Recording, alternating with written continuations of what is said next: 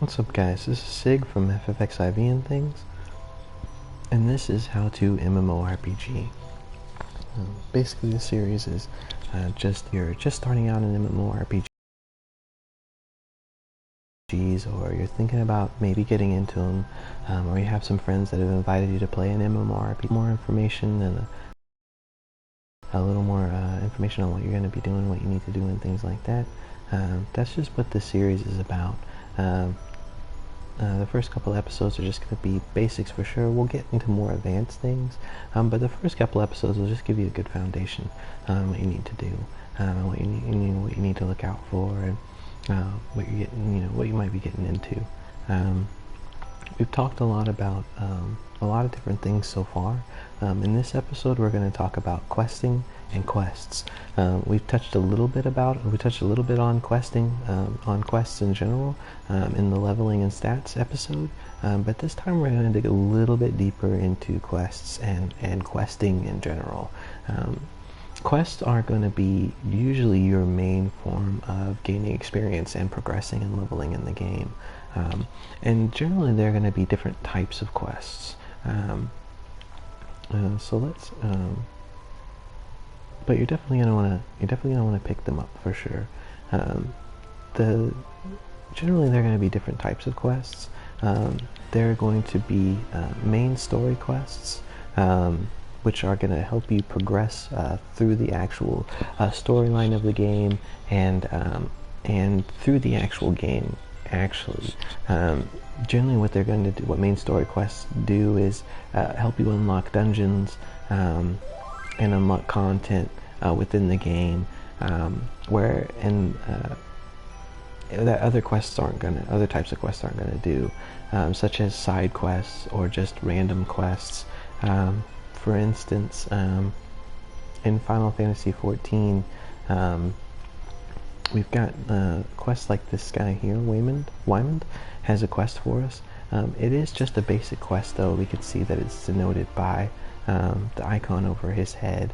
It's just like a basic, question, exclamation point. Let's see, we don't have our main story quest.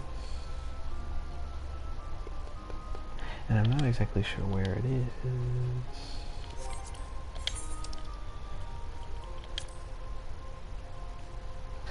Okay, so we know where it is now. Okay, but there are going to be different types of quests. It's going to be generally a quest line, or a link of quests. One quest that leads to another, that will lead to another, that will continue on with the same story and hold the same continuity. That's going to lead you through the game and through the content available, the content within the game, the available content in the game. And then there's going to be side quests that are just really there for leveling and maybe for flavor. And generally, I'm not too sure, but generally I would think that they are going to have some kind of denotation as to what type of quest it is. In Final Fantasy XIV, the quest icons above the NPCs' heads look different, or quest givers' heads look different. As you can see here, our buddy Papa Sean has a quest for us, and you see that it looks different than Wyman's did. It's got a little look fire around it, and it's got a blue background. This lets us know that this is a main story quest. And in order to progress through the progress along the main story in the game, we're gonna need to take that quest. That quest is that's what that quest is gonna do. So in Final Fantasy XIV, they do gate a lot of content, as they call it, through the main story quests. So the dungeons are generally, as far as things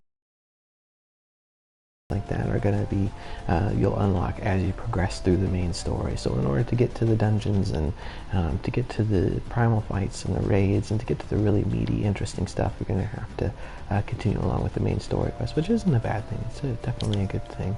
Let's see if it'll show us whether or not.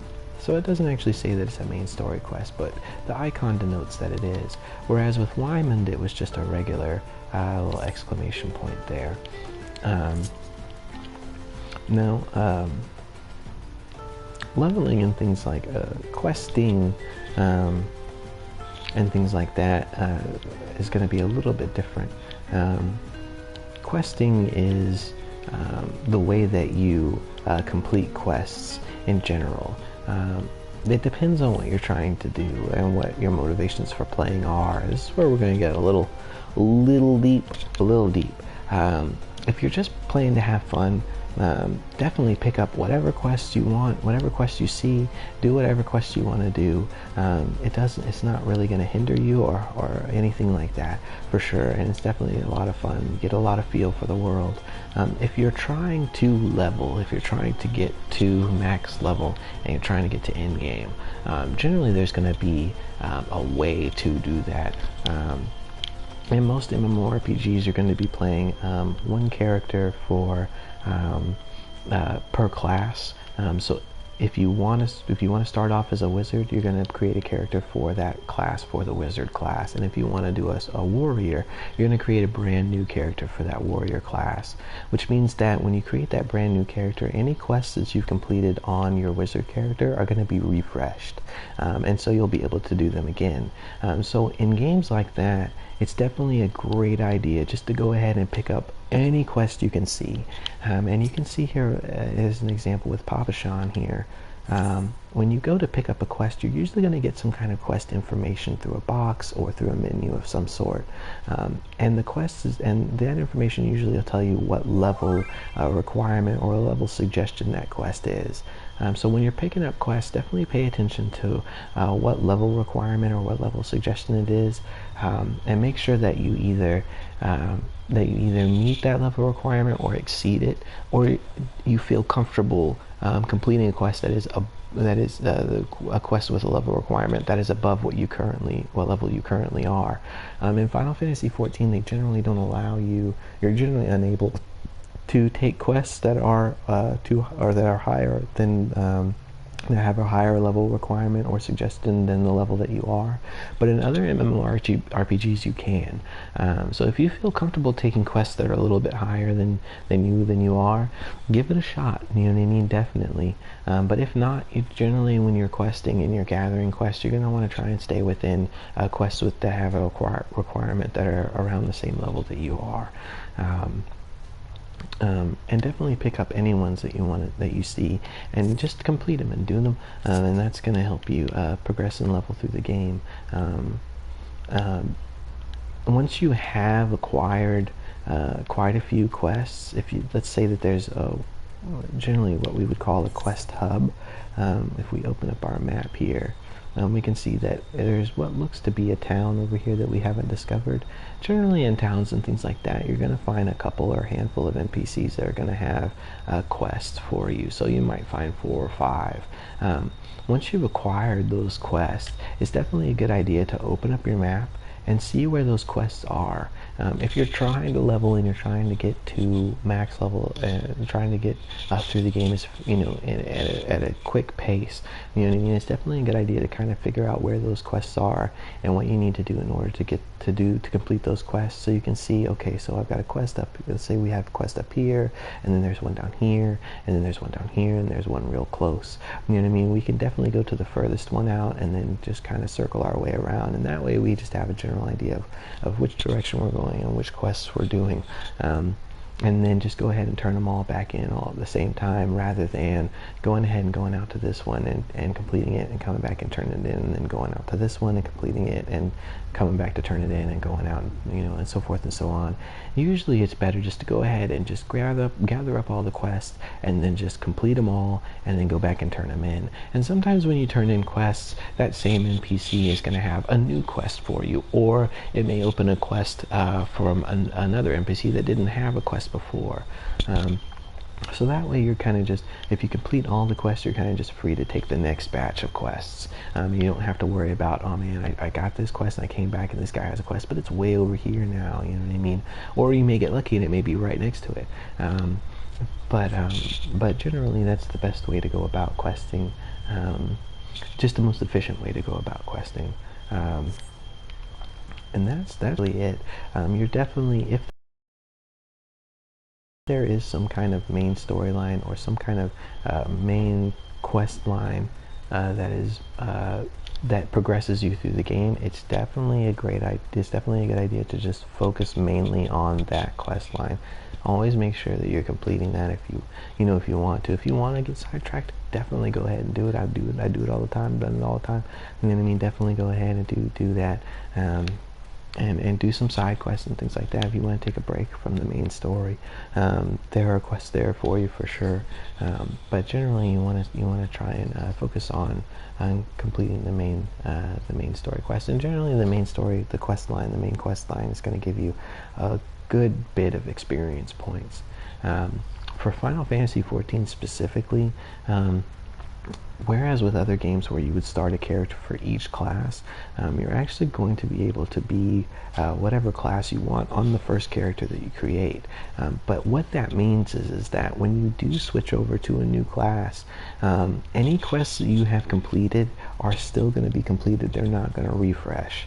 So that kind of brings you to this point where questing is probably the most efficient way to level. It's going to get you leveled the fastest. But if you've already done all the quests in a particular zone on your first job, or even on your second class, that third class is not going to have any quests in that general area. So you're going to have to figure out how else you're going to level, which we talked about in the last episode. In Final Fantasy XIV, you can fight monsters. Generally, that's going to take a long time when you're first starting out. A couple monsters will get you leveled, but as you progress and as you get higher levels, it generally doesn't work like that. Generally, the XP proportion is really going to start getting lower to where it's almost doesn't make any sense to go around just randomly killing monsters to try and level. So you're going to want quests. But if you run out of quests, you're going to end up doing leaves. And you're going to end up doing fates and things like that. You're going to end up fate grinding, dungeon grinding. Dungeons are usually a great source of experience as well. But so in Final Fantasy XIV, you can really kind of go ahead and prepare in advance and just leave your side quests for your next job class or your next classes as you level them up, and just focus on the main story, because the main story generally is going to level your character. You're definitely going to be able to level to 60 almost entirely off of the main storyline.